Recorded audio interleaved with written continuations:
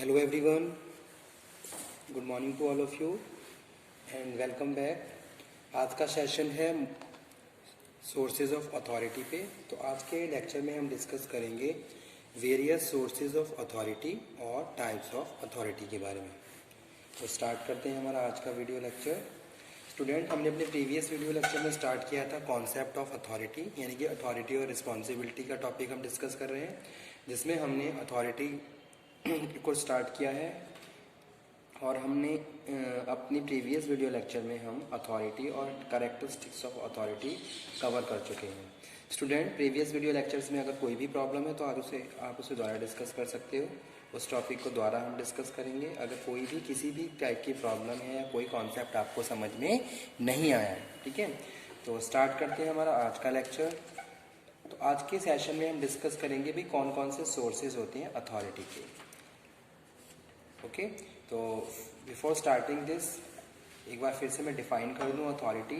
Authority is the character of communication order in a formal organisation by virtue of what it is accepted by a contributor to a member of the organization is governing action of he contributes.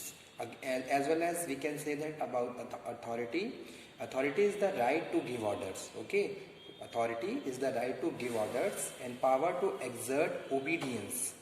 Authority in management is formal or legitimate right specified in a charter that gives a project manager to power act in a manner of sponsoring executive on the behalf of the organization. ठीक है, तो इसको हम क्या बोल रहे हैं? Authority बोल रहे हैं। अथॉरिटी का मतलब एक तरीके से क्या है कि authority is the right to give orders. You have right to give order to other one. It means you are authorise. आपके पास अथॉरिटी है कि आप दूसरों को ऑर्डर दे रहे हो, दूसरों को इंस्ट्रक्शन दे रहे हो। एज अ पावर को यूज करके आप दूसरों के बिहेवियर को इन्फ्लुएंस कर रहे हो। ठीक है, जैसे कि मैनेजर करता है अपने सबऑर्डिनेट को। मैनेजर के पास अथॉरिटी है कि वो अपने सबऑर्डिनेट को डील करेगा, उनके बिहेवियर को इन्फ्लुएंस कर सकता है, उनको ऑर्डर दे सकता है, उनको इंस्ट्रक्शन दे सकता है, उसके पास प्रॉपर पावर है। ठीक है, तो वो चीज़ यहाँ पे हम बात कर रहे हैं। It means he is authorise by the general manager और द टॉप मैनेजमेंट। ठीक है, जैसे कि एक डिपार्टमेंट है, एक डिपार्टमेंट में जो डिपार्टमेंटल मैनेजर है वो अपने जितने भी उनके टीम मेंबर हैं उनको क्या कर रहा है, उसके पास अथॉरिटी है कि उनको ऑर्डर दे सकता है, उनको इंस्ट्रक्शन दे सकता है और एज अ पावर को यूज़ करके वो उनके बिहेवियर को इन्फ्लुएंस कर सकता है। ठीक है, यानी कि जो भी हमारे ऑब्जेक्टिव्स हैं उनके बिहाफ पे वो उनको एक डायरेक्शन में लीड करेगा और उस डायरेक्शन में के हिसाब से वो उन्हें ऑर्डर और इंस्ट्रक्शंस पे काम करवाएगा। ठीक है, तो वो उसका मतलब क्या है? अथॉरिटी। उसको हम यहाँ कह रहे हैं अथॉरिटी। अब आ जाते हैं कि भाई अथॉरिटी के कौन कौन से सोर्सेज होते हैं। तो यहाँ पे 3 सोर्सेज लिखे हुए हैं, जैसे कि फर्स्ट वन है फॉर्मल अथॉरिटी थ्योरी, सेकंड है एक्सेप्टेंस ऑफ अथॉरिटी थ्योरी और थर्ड है कॉम्पिटेंस थ्योरी। सो स्टार्ट करते हैं sources of authority. First one क्या है? Formal authority theory. So, according to formal authority theory, the authority flows from top to bottom through the structure of the organization. Okay. In the other words, the authority flow from the general manager to departmental manager. तो यहाँ पे हम ये कह रहे हैं कि भी जो अथॉरिटी फ्लो होती है वो टॉप से लेके बॉटम की तरफ फ्लो होती है। जैसे कि एक ऑर्गेनाइजेशन स्ट्रक्चर होता है, तो हमने अपने प्रीवियस वीडियो लेक्चर में जो लाइन ऑर्गेनाइजेशन स्ट्रक्चर को पढ़ा था, तो उसको एज अ एग्जांपल यहाँ कोट करके हम डिस्कस कर सकते हैं कि भाई जो एक चीफ एग्जीक्यूटिव है या फिर जो जनरल मैनेजर है, ठीक है, उसकी तरफ से अथॉरिटी फ्लो हो रही है किसमें? बॉटम की तरफ। यानी कि जो भी उनके डिपार्टमेंटल मैनेजर है, जैसे कि एचआर डिपार्टमेंट है, फाइनेंस डिपार्टमेंट है, सेल्स डिपार्टमेंट है, ठीक है, अकाउंट डिपार्टमेंट है, तो उनकी तरफ अथॉरिटी क्या है? फ्लो हो रही है। इसको हम फॉर्मल अथॉरिटी थ्योरी में डिस्कस कर रहे हैं। ओके, सो यहाँ हम इस तरीके से भी कह सकते हैं, in other words the authority flow from the general manager to his departmental manager, in turn from the departmental manager to his superintendent or like this. Okay, the formal authority theory is otherwise called traditional authority theory भी कहते हैं इसको, and top down authority theory भी कहते हैं। it is also known as traditional authority theory and top down authority theory। उसके बाद जो सेकेंड वन है स्टूडेंट, वो है एक्सेप्टेंस ऑफ अथॉरिटी थ्योरी। ठीक है, तो एक्सेप्टेंस ऑफ अथॉरिटी थ्योरी का जो कॉन्सेप्ट है वो चेस्टर बर्नार्ड ने दिया। So according to Chester Barnard he give this theory and according to this theory, authority flow from the superior to their subordinates whenever there is an acceptance of the part of the subordinates. ठीक है, तो जो acceptance of authority theory है, यहाँ पे हम किसकी बात कर रहे हैं? यहाँ पे हम superior और उनके subordinate की बात कर रहे हैं। और यहाँ पे इस थ्योरी में ये बताया गया है कि भाई जो अथॉरिटी फ्लो हो रही है वो सुपीरियर और जो उनके जो सबॉर्डिनेट है उनके बीच फ्लो हो रही है, यानी कि इस अथॉरिटी का जो फ्लो है वो सुपीरियर से उनके सबॉर्डिनेट की तरफ है। यानी कि जो भी सुपीरियर अपने इंस्ट्रक्शन दे रहा है और जो भी ऑर्डर दे रहा है वहाँ पे वो अथॉरिटी एज अ पावर और अथॉरिटी को यूज़ करके वो उनके बिहेवियर को क्या कर रहा है? इन्फ्लुएंस कर रहा है। यानी कि जो भी इंस्ट्रक्शन दिए गए हैं, जो भी प्रोसेस बताया गया है उस पर काम करना है और जितने भी सबॉर्डिनेट हैं सब उसी के हिसाब से वर्क को कंप्लीट कर रहे हैं और जो भी डिज़ायर्ड उनके ऑब्जेक्टिव्स हैं उनको अचीव कर रहे हैं। तो इसलिए यहाँ पे बताया गया है according to this theory the authority flow from the superior to their subordinate. Okay, और जो सबॉर्डिनेट है वो भी उस चीज़ को एक्सेप्ट कर रहे हैं। मीन्स टू से the order given by the superior, that order is accepted by the subordinates. Subordinate उसको accept कर रहे हैं। and इसके अलावा हम ये भी कह सकते हैं कि भी the subordinate should accept the authority, but there is a no compulsion made by the superior. If the subordinate do not accept the command of their superior, the superior cannot be said have an authority over them. ठीक है, अगर जैसे suppose इसका एक second prospect ये भी हो सकता है कि अगर सुपीरियर इंस्ट्रक्शन दे रहा है और सबॉर्डिनेट उसको नहीं मान रहे हैं तो इट मीन्स कि वहाँ पे अथॉरिटी नहीं है। ये भी एक केसेस हो सकता है। अगर हम अथॉरिटी की बात कर रहे हैं तो जो भी सुपीरियर सबॉर्डिनेट हैं they must be accepted the instruction which are given by the superior. तो वहाँ पे वो पावर है, वो अथॉरिटी है जिसकी वजह से जो सुपीरियर है वो भी अपने फॉलोवर्स को लीड कर रहा है, यानी कि सबॉर्डिनेट्स को लीड कर रहा है। और जो सबॉर्डिनेट है they know very well about the authority and power और वो उसी के अकॉर्डिंग क्या कर रहे हैं, जो सुपीरियर है उसके इंस्ट्रक्शन को एक्सेप्ट कर रहे हैं, उनके ऑर्डर को एक्सेप्ट कर रहे हैं। ठीक है, तो ये है एक्सेप्टेंस ऑफ अथॉरिटी थ्योरी। उसके बाद जो थर्ड वन है वो है कॉम्पिटेंस थ्योरी। कॉम्पिटेंस थ्योरी यानी कि यहाँ पे हम बात कर रहे हैं the theory the concept is based on competency of the individual. ठीक है, जैसे कि सपोज एक डिपार्टमेंट कोई भी एक ऑफिस है, उसमें जो भी उस ऑफिस में एज अ लीड काम कर रहा है, जो एज अ लीडर काम कर रहा है या जो लीड रोल प्ले कर रहा है, he has power, he has authority कि फिर दूसरों के बिहेवियर को वो इन्फ्लुएंस कर सकता है, चेंज कर सकता है। तो जो कॉम्पिटेंस थ्योरी है वो हमें यही बता रही है this type of authority is invested with the person by virtue of office held by them. The personal power of this type of persons is based on leadership qualities. ठीक है, तो यहाँ पे हम किसकी बात कर रहे हैं? लीडरशिप क्वालिटी की बात कर रहे हैं। It means leader is competent, वो कॉम्पिटेंट है और वो अपनी कॉम्पिटेंसी के बेस पे क्या है, वो एज अ अथॉरिटी और पावर और एज वेल एज जो भी इंस्ट्रक्शन है उनसे दूसरों के जो भी उनके सबॉर्डिनेट हैं उनके बिहेवियर को चेंज कर रहा है। ठीक है, यानी कि lead to a positive direction where जिस डायरेक्शन में जाके हम अपने ऑब्जेक्टिव्स को अचीव कर सकते हैं। The personal power of this type of person is based on leadership quality of the person concern. In an organisation only one person get a higher position. Okay, जैसे कि सपोज एक organisation में क्या है, कोई एक ही बंदा है जिसके पास हायर पोजीशन है और वो उस पोजीशन के बेस पे क्या कर रहा है, दूसरों को ऑर्डर इंस्ट्रक्शन यानी कि एक तरीके से पावर को यूज करके उनके बिहेवियर को इन्फ्लुएंस कर रहा है। तो उसको हम कॉम्पिटेंस थ्योरी बोलते हैं सोर्सेज ऑफ अथॉरिटी में। ठीक है, तो सेम चीज़ यहाँ पे हमने मेंशन की है।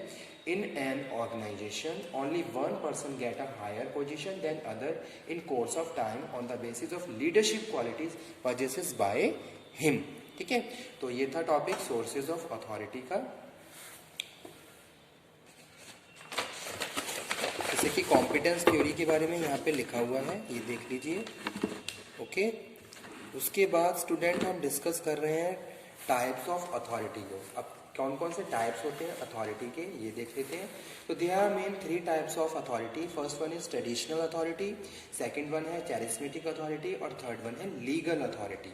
ठीक है, so start types of authority. First one traditional authority.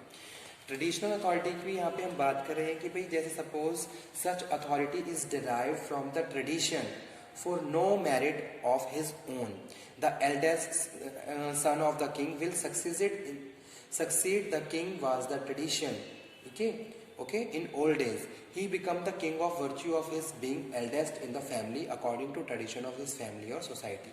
जैसे कि यहाँ पे हम बात कर रहे हैं कि भाई जैसे कि कोई भी एक किंग है, उसका उसका जो एल्डेस्ट यानी कि जो सबसे बड़ा बेटा है, उसके बाद उसके पास सारी पावर, उसके पास सारी अथॉरिटी ऑटोमेटिकली ट्रांसफर हो जाएगी। ठीक है, यानी कि एक तरीके से ट्रेडिशन है फैमिली का, सोसाइटी का, तो इस तरीके की अथॉरिटी को हम ट्रेडिशनल अथॉरिटी कहते हैं। जो क्या हो रही है, एक मतलब कि जो एक किंग है उससे उसके जो सबसे बड़ा उसका जो बेटा है यानी कि उसकी तरफ क्या हो रही है, वो ट्रांसफर हो रही है।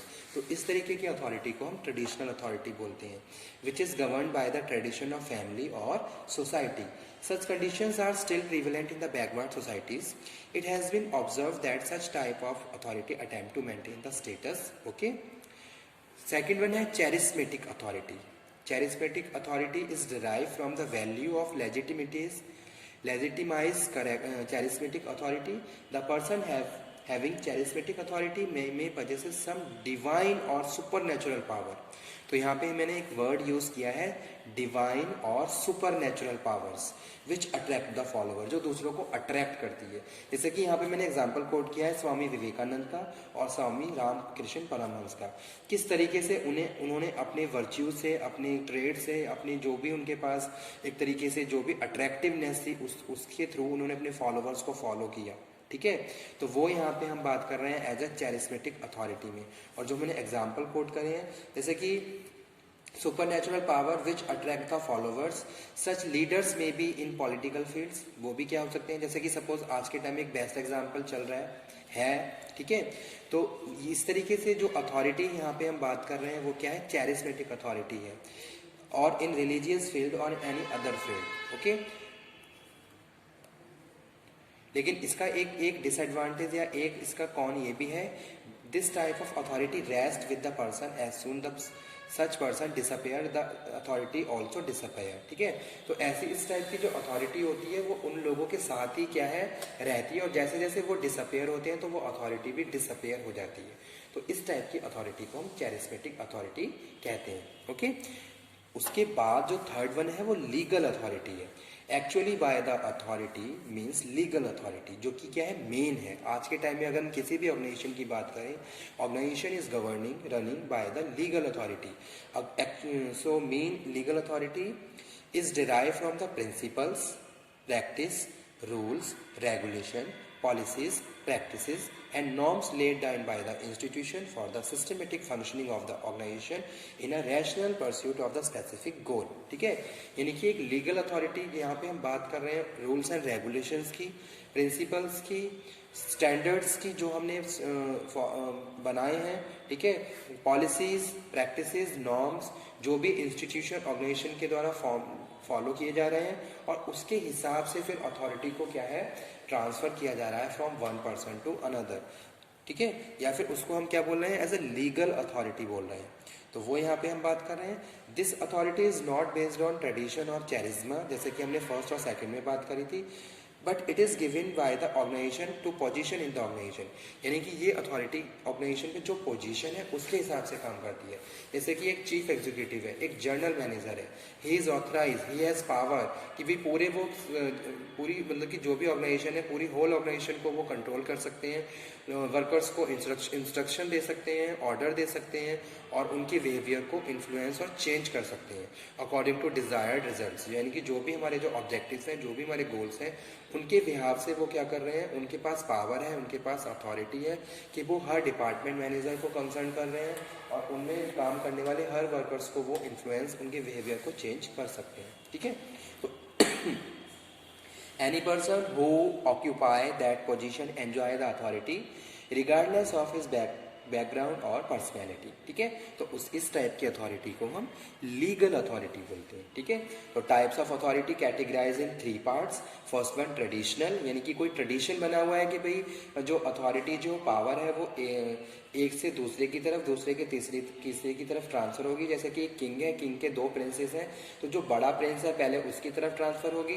ठीक है, तो एक ट्रेडिशन बना हुआ है, उसको हम ट्रेडिशनल अथॉरिटी बोलते हैं। चैरिस्मेटिक अथॉरिटी में हम बात करें कि भाई कोई भी एक ऐसी इंडिविजुअल, कोई पर्सनैलिटी जो दूसरों को अट्रैक्ट कर रही है, दूसरों को इन्फ्लुएंस कर रही है, फॉलोवर्स क्या है उसकी तरफ खुद से विलिंगली अट्रैक्ट हो रहे हैं। तो इस तरीके की अथॉरिटी को, और जो भी वो इंस्ट्रक्शन दे रहे हैं उसको फॉलो भी कर रहे हैं, तो इस तरीके की अथॉरिटी को हम चैरिस्मेटिक अथॉरिटी बोलते हैं। और थर्ड वन है legal authority which is govern by the principles, rules and regulation. ठीक है, तो आज का टॉपिक यही फिनिश करते हैं। आज का सेशन यहाँ पे फिनिश करते हुए okay, thank you very much. आज के लेक्चर में हमने डिस्कस किया सोर्सेज और टाइप्स। Okay, thank you.